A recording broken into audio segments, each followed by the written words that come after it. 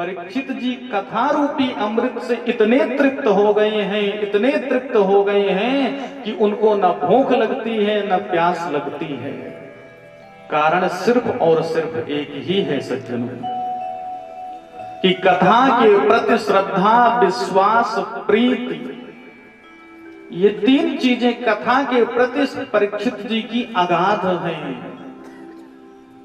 इतनी सुंदर ढंग से कथा सुनते हैं, उस पर चिंतन करते हैं, मनन करते हैं, विचार करते हैं और ग्रहण भी करते हैं।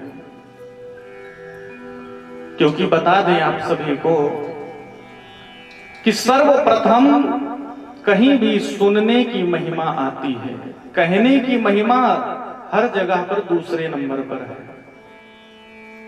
कहीं भी आप देख लीजिए, शास्त्र, पुराण, उपनिषद, वेद, सुनने की महिमा सबसे आगे है। नवधा भक्ति को ही ले लीजिए तो श्रवणम कीर्तनम विष्णु, पहले श्रवणम फिर कीर्तनम, पहले सुनिए उसके बाद वक्ता का नंबर। पहला नंबर श्रोता का, दूसरा नंबर वक्ता का। श्रृण्वन् गृणन् संस्मरयन् सचिन्तयन्, भागवत जी में पहले सुनिए उसके बाद श्रोता फिर वक्ता। और वही गोस्वामी जी ने भी कहा कि श्रोता वक्ता ज्ञान निधि, तो कथा राम के गूढ़। जब श्रोता ज्ञान का भंडार हो जाएगा, ज्ञान का भंडारी होगा, तत्व ही मांगेगा, तब जाकर के राम जी की कथा, कृष्ण जी की कथा मधुर बनेगी, रसमयी बनेगी।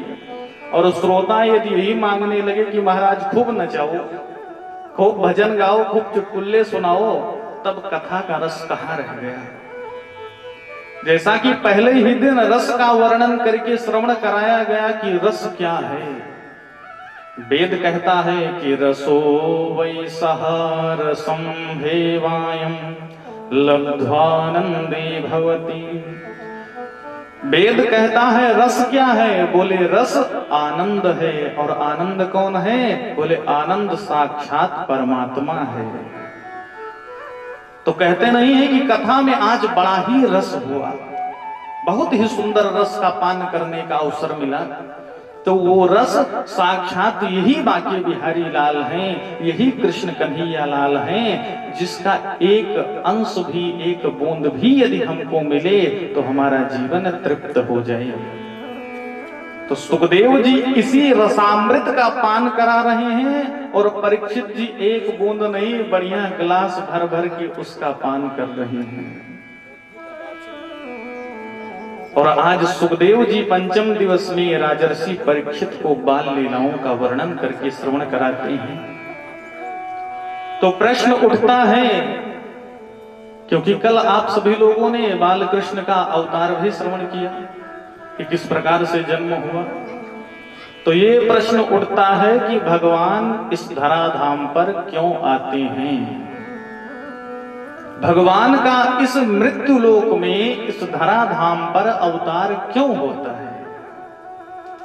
तो स्वयं भगवान ने अपने ही मुख से कहा कि मैं इस धराधाम पर क्यों आता हूं। बोले यदा यदा हि धर्मस्य ग्लानिर्भवति भारत, अभ्युत्थानम् अधर्मस्य तदात्मानं सृजाम्यहम्। हे अर्जुन, जब जब धर्म की हानि होती है, धर्म का समूल समापन नहीं, जब जब धर्म की हानि होती है तब तब इस धराधाम पर मेरा अवतार हुआ करता है। क्योंकि धर्म को नष्ट करने का साहस पूरे ब्रह्मांड में किसी के पास नहीं। जब धर्म की रंच मात्र हानि होने लगती है तो उस हानि को मैं देख नहीं पाता और किसी न किसी रूप में मेरा अवतार हो जाया करता है। और धर्म साक्षात भगवान का ही स्वरूप है। वाल्मीकि रामायण में कहा गया कि रामो विग्रहवान धर्म, धर्म साक्षात भगवान राम का विग्रह है, भगवान राम का शरीर है, स्वरूप है। और इस धर्म की हम सभी को रक्षा करनी चाहिए। धर्मो रक्षति रक्षितः। जब हम इस धर्म की रक्षा करेंगे तो धर्म आगे चल करके हमारी भी रक्षा करेगा, ऐसा शास्त्र कहते हैं। बोले साधारण रूप में कैसे समझा जाए कि धर्म क्या है? साधारण रूप में हम कैसे जाने कि धर्म क्या है? बोले जो दिन भर में हम प्रत्येक क्रियाएं करते हैं शास्त्र सम्मत, वह धर्म है। और प्रत्येक दिन में जो हम क्रियाएं करते हैं शास्त्र के विपरीत, वह अधर्म है। हमारा सोना भी धर्म है, हमारा भोजन करना भी धर्म है, हमारा चलना भी धर्म है, हमारा किसी को दान देना भी धर्म है, हमारा किसी से झूठ न बोलना भी धर्म है। जब हम इस धर्म की रक्षा करने लगेंगे सज्जनों, तो धर्म भी आगे चलकर हमारी रक्षा करेगा। और बड़ा ही सुंदर एक इस पर सटीक दृष्टांत है। एक राजा थे और उन राजा पर शत्रुओं ने, दुष्ट शत्रुओं ने आक्रमण कर दिया। बड़े ही धर्मशील धर्मात्मा राजा थे। तो धर्मात्मा लोगों की बढ़ती हुई दुष्टों से देखी नहीं जाती। जो धर्मात्मा होते हैं, पुण्य कर्म करते हैं, यदि वो बढ़ने लगे, सत्कर्म करने लगे, तो दुष्ट लोग सोचते हैं कि इसको जल्दी से गिराओ, क्यों बढ़ रहा है भैया ये। तो दुष्टों की झुंड बड़ी जल्दी एकत्रित हो जाएगी। कहते हैं विद्वान जल्दी एकत्रित नहीं होते हैं, सज्जन पुरुष जल्दी एकत्रित नहीं होते हैं, लेकिन दुष्ट दुर्जन चोर ये बहुत जल्दी झुंड बना लेते हैं। तो आज दुष्टों की बहुत ज्यादा अधिक मात्रा में सेना एकत्रित हुई और उन बलशील बलवान राजा पर आक्रमण किया। राजा को घर छोड़कर भागना पड़ा। राजा ने सोचा कि आज मैं इसको छोड़कर जाता हूं महल को, तो कल पुनः लौटकर मैं फिर से महल पर राज्य कर लूंगा। राजा एक मंत्री के साथ भगे और इधर से सैनिकों ने, दुष्ट सैनिकों ने पीछा कर लिया। तो राजा को जाते जाते एक गुफा मिली, बहुत बड़ी गुफा। सेनापति ने कहा, राजन इस गुफा में प्रवेश कर जाइए, शायद प्राणों की रक्षा हो जाए। राजा ने कहा चलिए चलिए। और जैसे ही सज्जनों उस गुफा में प्रवेश करने के लिए राजा बढ़े, तो एक अद्भुत चीज देखी कि उस गुफा के मुख्य द्वार पर मकड़ियों का बहुत बड़ा जाला लगा हुआ है और उसमें हजारों मकड़ियां अपना जीवन बिता रही हैं।